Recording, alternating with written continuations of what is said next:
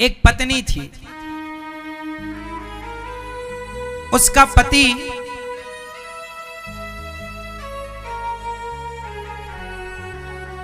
बहुत अच्छा नहीं था, पराई औरतों को देखता रहता था। और ये बात उसकी पत्नी ने भली भांति समझ लिया। भाई आंखों की भाषा भी तो समझ में आती है। जब आप किसी को देखते हैं ना, तो आप समझदार होगा तो देखने से ही पता लगा लेगा कि आप किस नियत के व्यक्ति हैं। केवल आपकी वाणी ही नहीं बोलती, आपका मुंह ही नहीं बोलता, आपके देखने का तरीका भी बोलता है। आपका दृष्टिकोण, आपकी आंखें भी बोलती हैं, पता है ना आपको। बस ये तो समझदार लोग चाहिए समझने के लिए। तो उसकी पत्नी समझ गई कि मेरा पति चरित्रहीन है, परंतु कोई बात नहीं, वो अपने पति की सेवा करती। बड़ी अच्छी नारी थी। पत्नी पति को भोजन कराए, पति की सेवा करे, पति के लिए पूरा ख्याल, सब कुछ। कुछ दिन बाद उसके पति को कोढ़ का रोग हो गया। उसका पाप बहुत था पति का, तो पति को कोढ़ का रोग हो गया। और कोढ़ ऐसा हुआ कि चमड़ी ना गल गल करके गिरने लगी, मावाद पूरे शरीर में बनती, दुर्गंध आती उसके शरीर से। लेकिन पत्नी जरा भी कोई गलत विचार ना लाकर वो पति को रोज नहलाती। अब उसका पति असमर्थ हो गया चलने फिरने में भी, परंतु वो रोज अपने पति को नहलाए, उसको सुंदर कपड़े पहनाए, मावाद को साफ करे। कोई नहीं आता था उसके पास, पूरा गांव मोहल्ला उस गली से नहीं गुजरता था जहां उसका घर था, इतना दुर्गंध था उसके शरीर में। लेकिन वो पत्नी बड़ी पतिव्रता नारी थी, अपने पति की सेवा करती और पति को भोजन करा के भोजन करती। पति के सिवा सपने में भी पराये मर्द का वो कभी चिंतन नहीं करती। श्रेष्ठ पतिव्रता नारी। एक दिन सर्दियों का मौसम था, उसका पति आंगन में बैठा था, सामने से सड़क थी। अब उसका पति बाहर बैठा था, पत्नी अंदर काम कर रही थी कि तभी उस गांव की एक सुंदर वैश्या जो राजा के यहां नाचने जाया करती थी, तो वो सुंदर सी वैश्या श्रृंगार करके उसी रास्ते से गुजरी। तो ये जो कोढ़ी आदमी था, इसने उस वैश्या को देखा, वाह कितनी सुंदर है, कितने सुंदर इसके बाल हैं, कितने सुंदर इसके गाल हैं, कितना सुंदर इसका शरीर है। उसने देखा, और जब देखा तो ये उस वैश्या पर लट्टू हो गया। मन मन में कामना कर बैठा कि क्या ये स्त्री मुझे मिलेगी। अब वो सोच ही रहा था कि वैश्या तो चली गई रास्ते से, इसकी पत्नी आई। पत्नी ने देखा कि इसके मन में कुछ चल रहा था, तो पत्नी ने समझ लिया कुछ है। पूछा, स्वामी जी क्या हुआ, आज आप उदास हैं। उस कोढ़ी ने अपनी पत्नी से कह दिया कि सुनो, तुमने आज तक मेरी बात टाली नहीं। अब देखो, वो आदमी अपनी पत्नी के सरलता का अब वो दुरुपयोग करने लग गया। उसने कहा कि तुमने आज तक मेरी बात नहीं टाली। अच्छा, वो पतिव्रता नारी थी, वो काहे को टालेगी, जो कहता वो ये पत्नी करती। पति बोला कि सुनो, पति बहुत दुष्ट क्वालिटी का था और ये बहुत सज्जन थी, बहुत सीधी थी, पतिव्रता ही थी। अब वो बड़ा दुष्ट। उसने कहा कि सुनो, वो जो वैश्या है ना,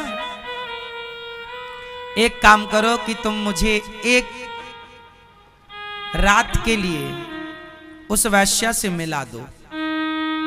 कुछ पैसा लेगी तो तुम अपना कुछ जेवर एवर बेच के उसको दे दो, और उसको पैसा ही तो चाहिए, एक बार मेरे पास ले आओ।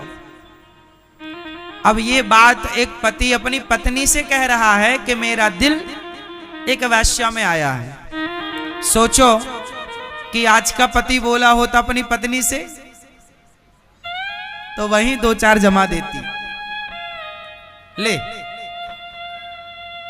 एक तो कोढ़ी है बीमार और दिल और कहीं आ रहा है इसका, दो जमाती मुंह में, और ये इस लायक था भी। लेकिन वो नारी बड़ी पतिव्रता। अब इसने कहा ठीक है मैं उससे बात करूंगी। अब वो शाम को जब मुजरा करके राजा के यहां से घर आई तो ये जाकर उस वैश्या से मिली, और उस वैश्या से इसने अपने पति की बात कही कि हमारे पति का दिल तुम में आया है, तुम जितना पैसा चाहो ले लो, पर एक बार मेरे पति से चलकर मिल लो, वो आपसे प्रभावित हैं, मिलना चाहते हैं। अब वैश्या को आश्चर्य हुआ, हे भगवान ये किस तरह की पत्नी है, अपने पति के लिए मेरे से बात करने आई है। उस वैश्या ने कहा बहन मैं हाथ जोड़ती हूं, तुम्हारे पति को कोढ़ का रोग है, बहुत दुर्गंध आती है उसके शरीर से, मैं तो रास्ते से निकलती हूं तो नाक पकड़ के निकलती हूं, मैं क्षमा करो बहन, मैं तुम कितना भी पैसा दोगी मैं तुम्हारे पति के पास नहीं जाऊंगी।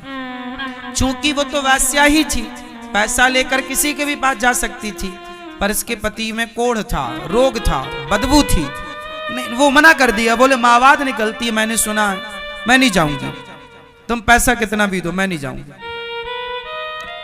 अब ये पत्नी बोली बहन मेरे पति की आज्ञा है,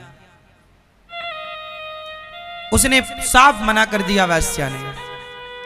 अब ये लौट कर आई तो पति ने पूछा क्या कहा, उसने बता दिया कि उसने मना कर दिया, बोले नहीं, तो उसके पति ने फिर कहा नहीं तुम चाहोगी तो वो आ जाएगी, एक बार तुम कोशिश करो, मेरी आज्ञा है कि तुम उसे लेकर आओ। अब लो, अब ये पति की आज्ञा हो गई कि तुम लाओ, एक वैश्या को लाओ। अब उसने क्या किया होगा, तो उसने एक युक्ति निकाली। अब वो पतिव्रता जो नारी थी वो रोज सवेरे 4 बजे उस वैश्या के घर जाती, उसके घर में झाड़ू लगाती, पोंछा लगाती, उस वैश्या का बर्तन जो जूठा था वो साफ कर देती। वैश्या रोज देखती कि मेरे घर में झाड़ू पोंछा कौन कर रहा है।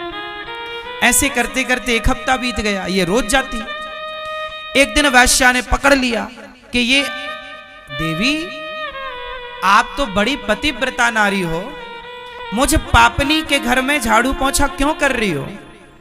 उस पतिव्रता नारी ने कहा उस वैश्या से बहन मेरे पति का दिल तुम में आया है, एक बार मेरे पति से मिल लो,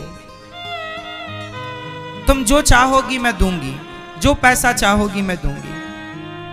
अब की बार उस पतिव्रता नारी की बात वो वैश्या टाल ना पाई और बोली अच्छा ठीक है, पर मैं नहीं आऊंगी तुम्हारे घर, तुम अपने पति से बोलना कि आज रात को 8 बजे वो मेरे घर आ जाए। ठीक है। अब ये पतिव्रता नारी फिर दौड़ी दौड़ी पति से बोली, पति के पास। पति बोला क्या हुआ, बोले आज आपको 8 बजे बुलाया है, चले जाना। अब देखो ये काम बना के आ गई, एक नारी अपने पति का काम बना के आ गई। पति कोढ़ी था, अच्छे से उठ बैठ नहीं पाता था, पर आज बढ़िया परफ्यूम डाल रहा है, साफ सुथरे कपड़े पहन रहा है, कोढ़ी आदमी। पर जैसे ही उसने अपना शाम को द्वार से बाहर पांव रखा कि उसकी शक्ति गवाह देने लगी, वो चलने में असमर्थ था। अब वो अकेला कैसे जाए। तो पत्नी से बोला कि सुनो आओ, हम तुम्हारे कंधे पे हाथ रखेंगे, तुम हमें ले चलो। अब सोचिए एक पत्नी के कंधे में हाथ रखकर उसका पति वैश्या के घर जा रहा है और पत्नी भी जा रही है कि मेरे पति की इच्छा है तो मैं पूरी कराऊंगी। परंतु वो कंधे में हाथ रख के भी ना चल पाया, इतना दुर्बल था, मतलब इतना शरीर कमजोर था उसका। देखो शरीर कमजोर है, चला नहीं जा रहा है, पर देखो जरा मन कितना चंगा है। अब वो रोने लगा, बोले अब मैं कैसे जाऊं, मेरे चले नहीं जा रहा। पति को रोता देख पत्नी बोली अच्छा एक काम करो, आप मेरे कंधे पे बैठ जाओ। अब देखो पत्नी बैठ गई नीचे और पति को बिठाया कंधे पे बिठाया, तो उसके दोनों पांव उसकी पत्नी के सामने आए।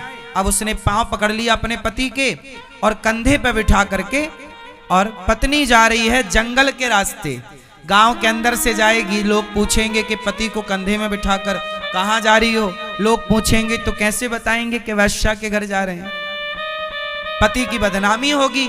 तो वो जंगल के रास्ते से चली। अब उस जंगल में एक दूसरी घटना घट गई। अब यहां पर जरा समझो कि पत्नी के कंधे में कौन बैठा है? पति कोढ़ी पति। अब रास्ते में एक मांडव्य ऋषि का आश्रम था। कौन से ऋषि का? मांडव्य ऋषि। उसी रात उसी क्षण एक दूसरी घटना घटती है। जो वहां का राजा था, जिस राजा के द्वार पर वो वैश्या नाचने जाती थी, उस राजा के घर चोरों ने चोरी करी और चोरी करके भागे। तो सिपाही चोरों का पीछा करते करते जंगल में एक बाबा जी का आश्रम था, नाम था मांडव्य ऋषि। मांडव्य ऋषि के आश्रम में उन चोरों ने राजा का चुराया हुआ धन बाबा की कुटिया में फेंक दिया और चोर वहां से भाग गए। क्योंकि राजा के सिपाही लगे थे, चोरों को लगा पकड़े जाएंगे तो मृत्युदंड होगा, तो बाबा की कुटिया में उन्होंने अपना धन छिपा दिया कि हम बच गए तो बाद में ले जाएंगे। अच्छा, राजा के सिपाही आए और बाबा की कुटिया की तलाशी ली, तो बाबा जी ध्यान लगाए बैठे थे। बाबा जी को कोई पता नहीं कि कौन चोर आया, कौन धन रख के चला गया। बाबा तो ध्यान में थे, पर सिपाहियों ने देखा कि बाबा की कुटिया में धन पाया गया। तो सिपाहियों को लगा ये बाबा ढोंग कर रहा है, ये चोर यही है। राजा के सिपाहियों ने बाबा जी को चोर मान लिया और जो सेनापति था उसने कहा इस बाबा को सूल पर लटकाओ। सूल एक पैना सा लोहे का सूल जमीन में गाड़ा गया और उस सूल पर बाबा जी को बिठाया गया। तो जब बिठाया गया तो वो बड़ा पैना था, नुकीला, वो बाबा जी के नीचे से चुभता हुआ सिर से निकल गया। ये दंड दिया, लेकिन बाबा की समाधि इतनी पक्की थी कि बाबा ऐसे ध्यान में डूबे कि कब उन्हें सूल पर लटकाया गया, कब उन पर चोरी का आरोप लगा, उन्हें पता ही ना चला। और सारे सिपाही लोग जो थे उनको लगा राम राम, ये तो हमने सूल पर लटका दिया, फिर भी बाबा का ध्यान नहीं खुला। वो समझ गए कि बाबा असली है, भाग गए, कहीं बाबा जी श्राप ना दे दे। सिपाही भाग गए और बाबा का पूरा शरीर सूल पर लटका, खून से लथपथ वो जगह। अब सूल नीचे से घुसा हो, सिर से निकला हो, तो वो तो तप के बल पर जिंदा थे। ध्यान ऐसा लगा कि पता ना लगा। अब बाबा जी लटके हैं सूल पर, इस तरफ पांव लटक रहे हैं, हाथ लटक रहे हैं। उसी समय ये पत्नी अपने पति को कंधे पर बिठाकर गुजरी, तो उसी बाबा जी की कुटिया के पास से गुजरी जहां पर बाबा जी सूल पर लटके थे। और अमावस्या की रात्रि थी, अमावस्या में कुछ ज्यादा दिखता नहीं है, तो उस स्त्री को बाबा जी नजर ना आए और बाबा जी लटके थे सूल पर और ये अपने पति को लिए थे कंधे पर। तो इसके पति का सिर बाबा जी के पांव से टकरा गया, क्योंकि सूल ऊपर गड़ा था, लटके थे तो पांव बाबा जी के लटक रहे थे ऊपर से। तो इसके पति का सिर और बाबा जी का पांव जब टकराया तो बाबा जी का ध्यान खुल गया, समाधि खुल गई। और जैसी समाधि खुली, संत जी ने श्राप दे दिया, जिसके स्पर्श से मेरी समाधि खुली है, सूर्योदय होते ही वो मर जाएगा। अब लो भैया, बाबा ने जब श्राप दिया तो कोढ़ी रोने लगा। कोढ़ी तो जा रहा था वैश्या के घर, कोढ़ी लगा रोने, हे भगवान अब मैं मर गया, मर गया। बाबा जी सूल पर लटके। पत्नी ने क्षमा मांगी, महाराज ये मेरे पति, मैंने ध्यान नहीं दिया कि आप यहां हैं, अपराध क्षमा करो। बाबा जी ने कहा ना, मेरा श्राप लग गया, मतलब लग गया, सूर्योदय होते ही मर जाएगा। अब पति रोया, अब वो भूल गया वैश्या वैश्या सब, जान बची तो लाखों पाए। अब वो लगा रोने के, हे भगवान मैं तो गया काम से। पर इसकी पत्नी बोली अपने पति से, आप रोइए मत। हे महात्मा जी, यदि आपने मेरे पति को श्राप दिया कि सूर्योदय होते ही मृत्यु हो जाएगी, तो हे सूर्य भगवान, यदि मैं पतिव्रता स्त्री हूं और मैंने अपने पति के मनसा वाचा कर्मणा सेवा करी है और मैंने अपने पति के सिवा पर पुरुष का चिंतन नहीं किया हो, तो हे सूर्य भगवान, जब तक मैं ना कहूं आप सूर्य उदय नहीं होना चाहिए, आप आइए मत। साहब, उसके प्रभाव से हाहाकार मच गया सारी सृष्टि में। सवेरे के 10 बज रहे हैं पर सूर्य का पता नहीं, 24 घंटे हो गए, 48 घंटे हो गए, सूर्य का पता नहीं। हाहाकार मच गया, सूर्य उदय नहीं हो रहा है, क्योंकि एक पतिव्रता नारी ने सूर्य को रोका है। यदि आप आए तो मेरे पातिव्रत धर्म से मैं आपको भस्म कर, सोचिए सूर्य को भस्म करने की ताकत एक पतिव्रता नारी में है। सूर्य भगवान डर गए, नहीं आए। ये कथा पद्म पुराण में लिखी है, आए नहीं। हाहाकार मचा, देवता आए, हे देवी सूर्य भगवान को आने दो। बोले ना, मेरे पति मर जाएंगे। जब देवताओं की बात ना सुनी गई, तब सबसे बड़ी पतिव्रता नारी स्वयं माता अनुसुईया प्रकट हुई। और माता अनुसुईया ने, पतिव्रता नारियों की शिरोमणि माता अनुसुईया है, वो माता अनुसुईया जिन्होंने ब्रह्मा विष्णु महेश को भी अपना पुत्र बना दिया था अपने पातिव्रत धर्म के बल पर। वो आई, कहा बेटी विधि के विधान को तू रोक मत, तू आने दे, मैं तेरे पति को जीवित करूंगी। उसने सूर्य भगवान को आने की इजाजत दी। सूर्य भगवान की पहली किरण पड़ते ही संत के श्राप के कारण उनके पति की मृत्यु, कोढ़ी मर गया। कोढ़ी जब मरा तो माता अनुसुईया ने हाथ में जल लेकर कहा, हे विधाता, यदि मैं सच्ची पतिव्रता हूं तो मेरे पातिव्रत धर्म के बल पर इसका मरा हुआ पति जीवित हो जाए और उसका सारा दोष समाप्त हो जाए। जैसे ही जल छिड़का, उसका कोढ़ का रोग भी ठीक हो गया और जो उसका मन बिगड़ा था, मन भी पवित्र हो गया और उसका पति उठकर बैठ गया। दिव्य विमान आया और उस पत्नी के प्रभाव से दोनों पति पत्नी विमान पर बैठकर भगवान के परम धाम को चले गए।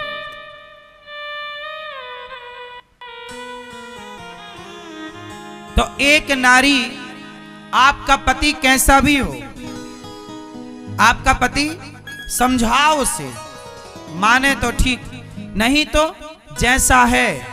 अब ये आपके प्रारब्ध में था, अब आप अपना कर्तव्य पूरा करते रहो, आप अपना धर्म पूरा करते रहो, क्योंकि उसको उसके कर्मों का दंड मिलेगा और आपको आपके कर्मों का दंड मिलेगा। इसलिए आप अपना पातिव्रत धर्म का पालन करते हुए आप उसकी तरह मत बनो। आप अपना ये समझो कि ये किसी जन्म का मेरा पाप है, निकल रहा है, निकलने दो। आप अपना धर्म ना बिगाड़ो कि पति बुरा है तो मैं भी बुरे रास्ते पर चली जाऊं ना, या पत्नी बुरी है तो मैं भी बुरे रास्ते पर चला जाऊं ना।